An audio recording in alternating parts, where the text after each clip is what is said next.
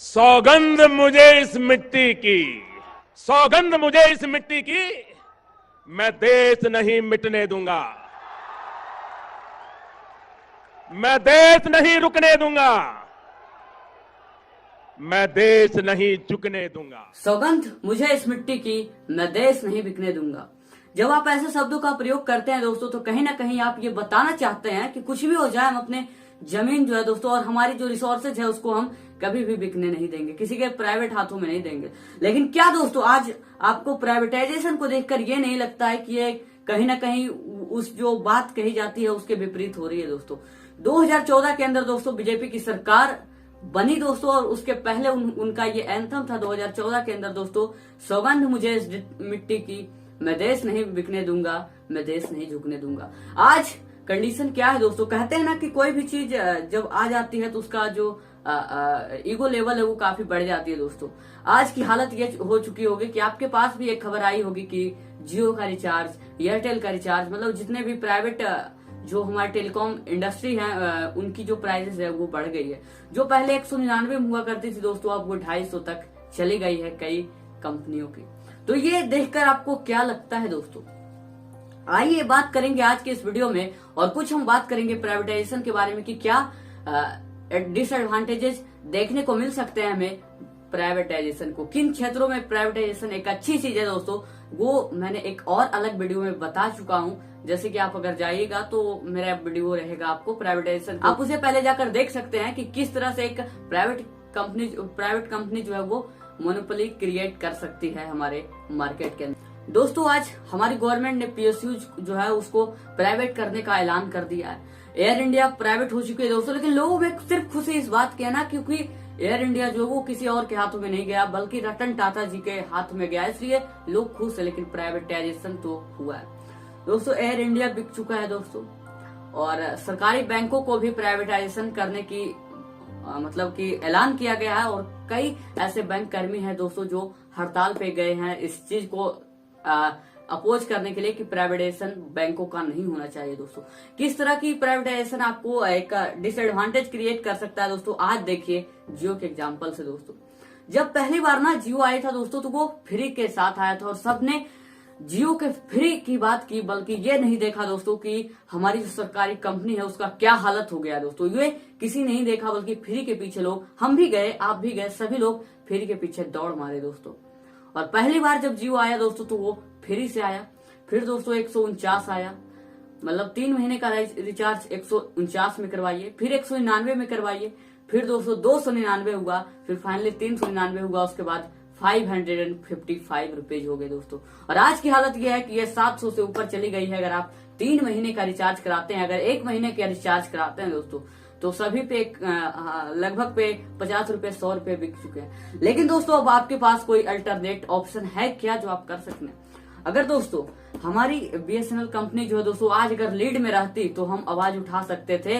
और दोस्तों मैं इस चीज का मोदी सरकार का विरोध तो करूंगा, लेकिन साथ ही साथ दोस्तों मैं अटल बिहारी जी का समर्थन भी करूंगा इस बात में दोस्तों। 2008 के अंदर उन्होंने टेलीकॉम रेगुलेटिंग एक्ट लाया दोस्तों, जिसके तहत उन्होंने एक मिनिमम और मैक्सिमम प्राइस सेट कर दिया कि अगर आपको टेलीकॉम कंपनी चलाना है तो आप इतने रुपए में आप इतने वैलिडिटी दे सकते हो, जिससे कि जो कॉल ड्यूरेशन है दोस्तों, जिससे कि लोग आपस में कम्युनिकेट ज्यादा तरीके से कर सके। और वो अटल बिहारी वाजपेयी का दौर था दोस्तों, जब उन्होंने टेलीकॉम सेक्टर को भी बढ़ाया और साथ ही साथ लोगों को एक फ्री इनिशिएटिव दिया दोस्तों, और जिससे कि कम से कम पैसों में लोग ज्यादा से ज्यादा लोगों तक कम्युनिकेट कर सकते हैं मोबाइल फोन के जरिए दोस्तों। लेकिन आज मोदी सरकार से मैं सवाल करना चाहूंगा दोस्तों, क्योंकि उन्होंने 2016 में दोस्तों जो 4G बैंड आया दोस्तों, वो हमारी बीएसएनएल को बढ़ावा देने के बजाय उन्होंने दोस्तों जियो का साथ दिया। और जियो आज किस तरह से आगे बढ़ चुका है दोस्तों, और उसके बाद किस तरह से प्राइजेज लगातार बढ़ाए जा रहे हैं दोस्तों। और आज ये 700 की बात नहीं है दोस्तों,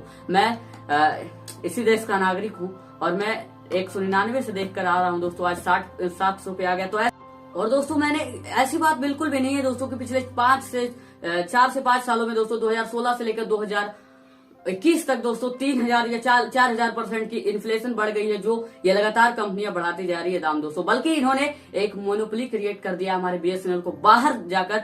तो अब आपको समझ में आएगा दोस्तों कि क्यों प्राइवेटाइजेशन एक गलत चीज होती है कुछ क्षेत्रों में।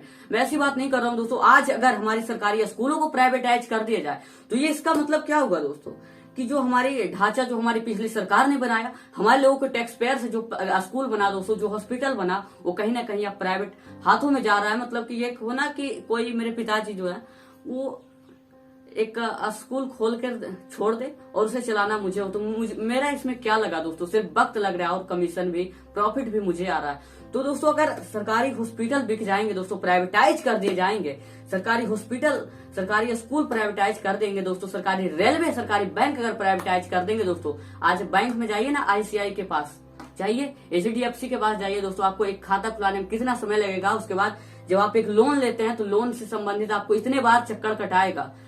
खाता तो आसानी से खुल जाएगा प्राइवेट बैंकों में, लेकिन जब आप लोन के लिए लेंगे दोस्तों तो वो भी अप्लाई जल्दी हो जाएगा। लेकिन जब आप उसे लोन को रिपे करना चाहेंगे तो आप समझ सकते हैं कितने इंटरेस्ट आपको देना पड़ेगा। ये आप समझ सकते हैं एक प्राइवेट बैंक में और एक सरकारी बैंक के कंपैरिजन में दोस्तों। प्राइवेटाइज अगर कर दिया जाता है हमारे सरकारी स्कूल को, कॉलेज को, तो हॉस्पिटल को, तो किसको दिक्कत होगा दोस्तों? मेनली रूप से एक गरीब इंसान जो एक मतलब कि ज्यादा महंगे रुपए का जो हॉस्पिटल है, स्कूल है, वो अफोर्ड नहीं कर सकता है। तो ये कहीं ना कहीं एक सोशल डिफरेंस है जहाँ पे देखने को मिलेंगे। और फिर से इनइक्वलिटी, सोशल डिफरेंस है जो हमारे डॉक्टर BR अम्बेडकर ने दूर करने की कोशिश की थी दोस्तों, वो फिर से मुझे लगता है आ जाएगा। क्योंकि जब प्राइवेट हाथों में ऐसे चले जाएंगे दोस्तों तो वो अपना मोनोपोली क्रिएट करना चाहेंगे। और कोई भी प्राइवेट स्कूल जो है दोस्तों या प्राइवेट हॉस्पिटल जो है वो प्रॉफिट के मोटिव से काम करती है, ना कि बल्कि काम के। तो इसके क्या होगा दोस्तों, जो गरीब रहेगा दोस्तों वो पैसे के बिना पे मर जाएगा, और जो सरकारी हॉस्पिटल रहेंगे वो तो बचेंगे ही नहीं। तो सिंपल से यही जवाब है दोस्तों। आप जियो के केस में देखिए ना कि किस तरह से दोस्तों, पहले एयरटेल का भी मतलब शुरुआत में काफी महंगा था दोस्तों। जब जियो आया दोस्तों, उन्होंने एक क्रांति ला दी इंटरनेट के क्षेत्र में, तब एयरटेल ने भी अपना प्राइस कम किया। लेकिन जैसे ही जियो बढ़ाना स्टार्ट कर दिया दोस्तों, साथ ही साथ सारी टेलीकॉम कंपनी भी उस दाम को बढ़ाना स्टार्ट कर दी। तो कहीं ना कहीं आप देख सकते हैं कि अगर एक सरकारी कंपनी नहीं रहती है दोस्तों तो आपको किस तरीके का जो डिसएडवांटेज आपको देखने को मिल सकते हैं दोस्तों। ये कंडीशन है। तो जरूरत क्या है दोस्तों? जरूरत है कि हमारी सरकारी जो इंफ्रास्ट्रक्चर है, जो हमारी सरकारी कंपनी है दोस्तों, सरकारी PSU जो है दोस्तों, उसको बढ़ावा देने के लिए, बढ़ावा देने की, सरकारी बैंकों को अच्छी तरीके से काम में लाने की, बल्कि उन्हें प्राइवेटाइजेशन करके एक गरीब के मुंह पे तमाचा ना मारने की जरूरत है दोस्तों।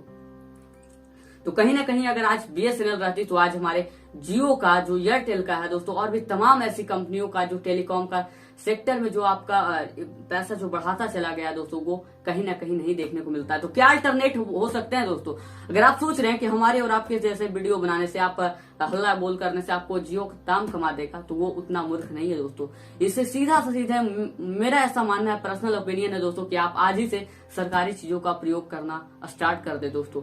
आप आज ही से दोस्तों, जहां आप जियो का सिम खरीदते हैं, जियो का रिचार्ज करवाते हैं, मुझे ऐसा लगता है कि आप पहले BSNL का रिचार्ज करवाइए। आप बहुत सारे लोग कहेंगे कि BSNL का ब्रॉडबैंड बढ़िया नहीं है, नेट नहीं चलता। बात सही है दोस्तों, लेकिन जब आप जियो के यूजर्स रहेंगे, वो अपना मोनोपोली क्रिएट करता चला जाएगा और आपको महंगे चीज लेने पड़ेंगे। लेकिन जब आप BSNL को बढ़ाइएगा दोस्तों, तब BSNL का उनमें भी सुधार आएगी दोस्तों, और सरकार भी उस पर ध्यान देने पे विमर्श हो जाएगी दोस्तों, और झुकेगी इस चीज में, और BSNL हमारा फिर से लीड करेगा। तो जरूरत है दोस्तों हमारे BSNL को फिर से बढ़ावा देने की।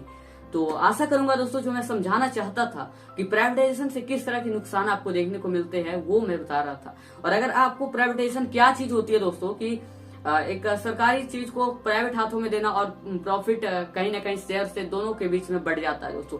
और अगर प्राइवेटाइजेशन के बारे में आप सारी जानकारी लेना चाहते हैं तो मेरे इस वीडियो पे जाके, मतलब जो पहले प्राइवेटाइजेशन का वीडियो है वो जाकर देख लेता, आपको अच्छी तरीके से ये प्राइवेटाइजेशन वाली बात समझ में आएगी। और आप सोचिए दोस्तों कि अगर प्राइवेटाइज कर दिया जाएगा तो किसको, अंबानी जी को जाने में दिक्कत होगा कि जो जूता सिलता है, जो गरीब इंसान है, जो मेहनत मजदूरी करता है दोस्तों, इनफैक्ट आम इंसान जो कि मिडिल क्लास जिसको कहते हैं दोस्तों, उसकी भी जिंदगी तबाह हो जाएगी दोस्तों। अगर प्राइवेटाइजेशन हर क्षेत्र में कर दिया गया तो मुझे लगता है ये काफी गलत चीज है। कुछ क्षेत्रों में अगर किया जाता है तो, और कुछ चीजों में ये प्राइवेटाइजेशन सही चीज भी है दोस्तों। तो आशा करूंगा जो मैं समझाना चाहता था दोस्तों वो आप समझ गए होंगे।